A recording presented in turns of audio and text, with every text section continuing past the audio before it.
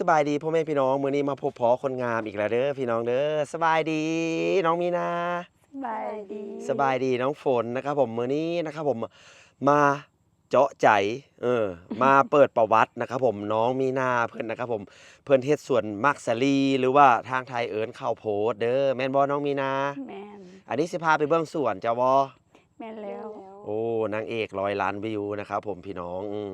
ก่อนชมอย่าลืมฝากกดติดตามกดไลค์กดแชร์เป็นกำลังใจให้